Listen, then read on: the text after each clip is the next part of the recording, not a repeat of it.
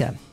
Donald Trump has returned to the White House with a swearing-in ceremony at the Capitol and an inaugural address that promised to send troops to the border and to recognize only two genders. Even as he was being sworn in, the first lawsuits have been filed against Trump administration policies. Christopher Martinez files this report. The golden age of America begins right now. Took the oath of office at noon in an indoor ceremony in the Capitol Rotunda, the same room where angry Trump supporters rioted 1,475 days ago. And with that, Trump becomes the first convicted felon to become president of the United States. After the ceremony, Trump gave his inaugural address, saying he returns to the presidency confident of what he calls a thrilling new era of national success. For American citizens, January 20th, 2025 is Liberation Day.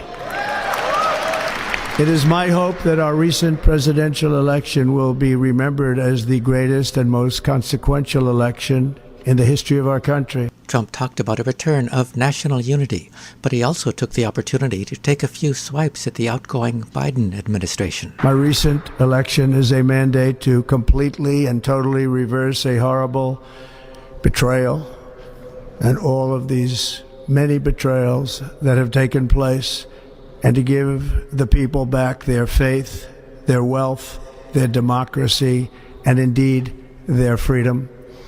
From this moment on, America's decline is over. Trump had made many promises for his first day in office, and he outlined some of them in his speech, beginning with immigration. Today I will sign a series of historic executive orders.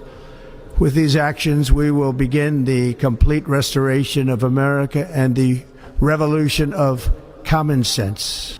Reporting for Pacifica Radio News KPFA, I'm Christopher Martinez.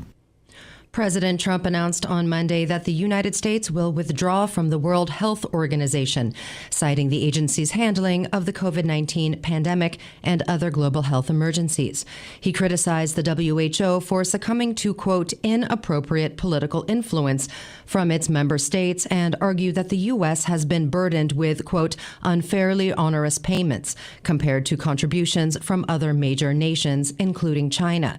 Trump also announced the U.S. would withdraw from the United Nations Paris Climate Agreement, saying, quote, the United States will not sabotage our own industries while China pollutes with impunity.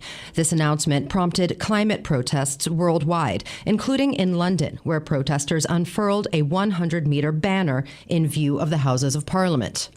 It says Trump climate genocide, and it's to get over the point that the election of climate denier to be the most powerful man in the world is going to have dreadful consequences.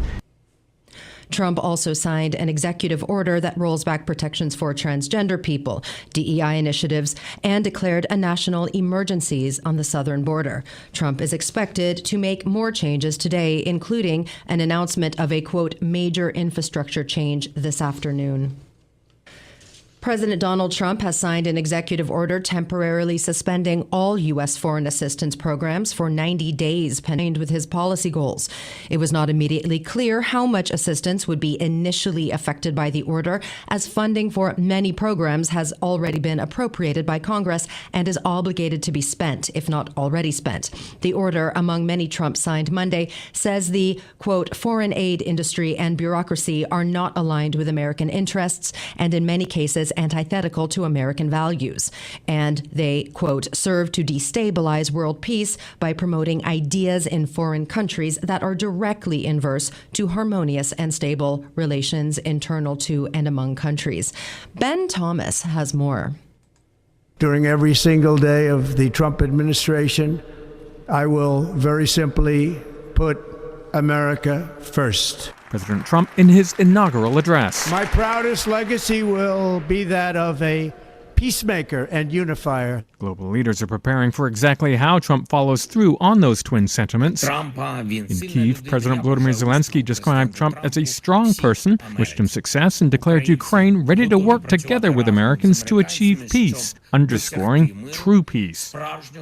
But signing executive orders in the Oval Office, Trump complained about U.S. support for Ukraine. We're in the Ukraine war by $200 billion more than NATO. It's ridiculous because it affects them a lot more. We have an ocean in between. One of the orders suspends all U.S. foreign assistance for 90 days. Ben Thomas, Washington. I'm Teresa Wierzbianska for Pacifica Radio.